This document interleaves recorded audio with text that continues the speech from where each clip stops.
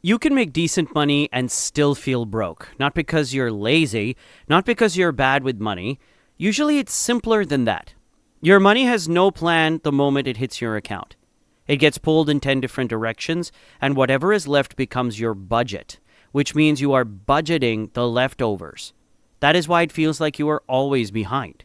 So this video is a 30-day plan that you can follow starting today.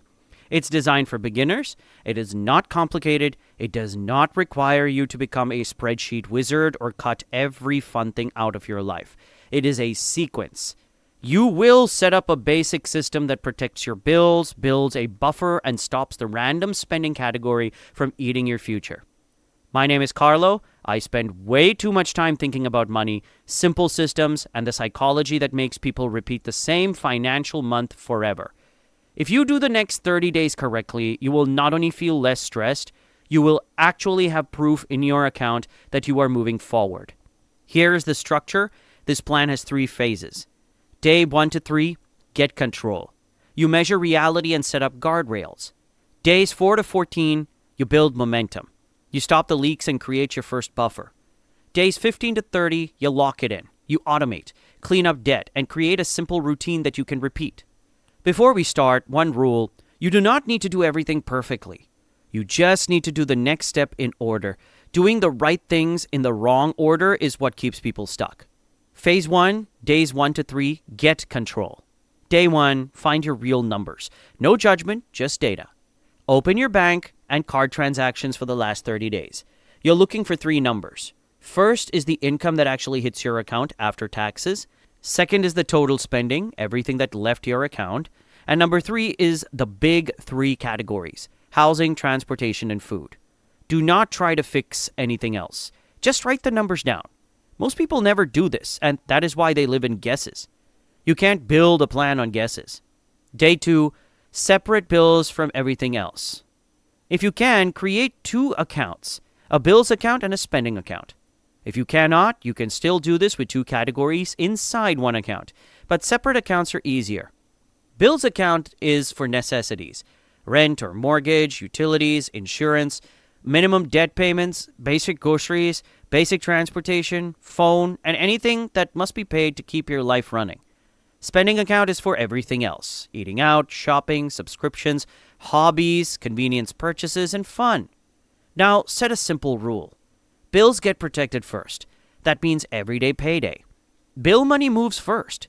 It's treated like it is already spent. Day 3, make a minimum month budget. It's not a full budget. This is a survival baseline, so you stop panicking. Add up your monthly necessities. That is your minimum month number. If your take-home pay is $3,800 and your monthly minimum pay is $2,500, then you know you have $1,300 to allocate to goals and lifestyle. If your minimum month is $3,400, you have a different problem. Your fixed costs are too high relative to income.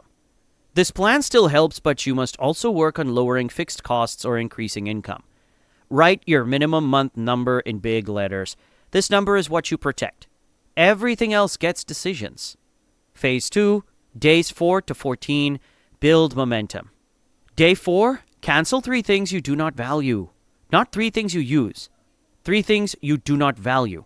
Look at subscriptions and recurring charges.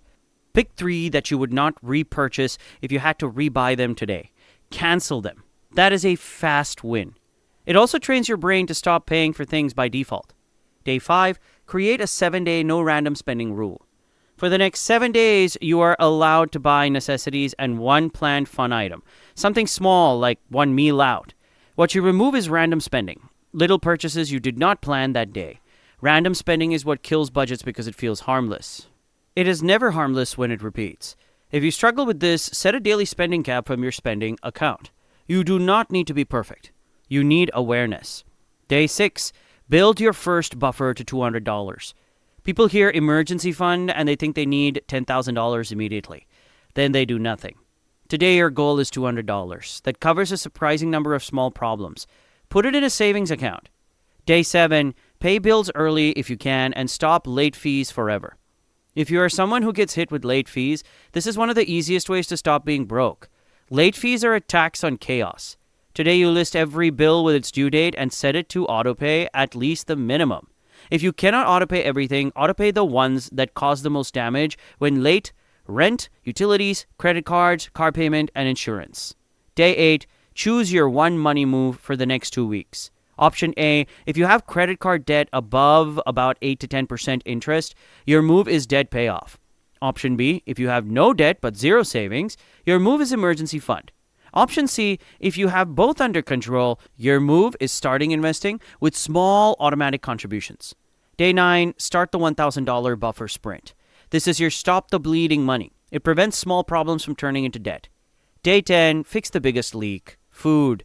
Pick a simple food plan for the next 10 days. Easy groceries, simple meals, and a preset eating out limit. Day 11, fix the second biggest leak: transportation.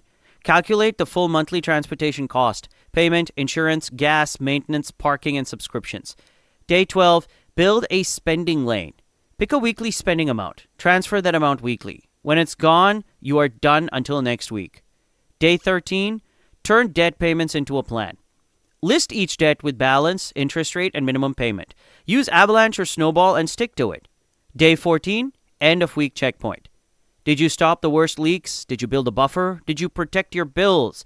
If yes, you are moving. Phase 3, days 15 to 30. Lock it in. Day 15, automate the system. On payday, transfers happen in this order: bills, buffer, debt, extra, investing, then spending. Day 16, start investing small if you are ready. Employer match first if available. Otherwise, keep it simple, diversified, and automatic. Day 17, build your one-page money dashboard. Minimum month, buffer target, current buffer, debt milestone, monthly investing, weekly spending lane. Day 18, cut one status expense for 30 days. Pick one thing you buy to look successful and reduce it for 30 days. Day 19, create a boring wins list. 3 boring habits that save money: cook more, cancel unused subscriptions, wait 48 hours on non-essentials. Day 20, build buffer to $500. Day 21, create a rule for big purchases. Set a number. Above that number, you wait 48 hours and decide where the money comes from. Day 22, protect your credit basics. Auto pay minimums. No late payments. Keep utilization reasonable if possible. Day 23, increase income in one small way. More hours, 5 better job applications, raise a rate, sell unused items, negotiate one bill. Day 24, put your raise rule on paper. At least 50% of every raise goes to saving, debt payoff, or investing. Day 25, build buffer to $1,000. Day 26, turn the system into a payday routine. Bills protected, better funded, debt attacked, investing automated, spending lane transferred. Day 27, set your full emergency fund target. 3 months of necessities, or 6 if income is unstable. Day 28, define what not broke means to you. No high interest debt, real emergency fund, investing automatic, bills paid without stress. Day 29, end of month review. Did spending lane work? Did buffer grow? Did debt go down? Did investing happen? Day 30, lock the plan with one decision. Pick one habit to keep permanently: spending lane, payday automation, cooking plan, 48-hour rule, or debt method.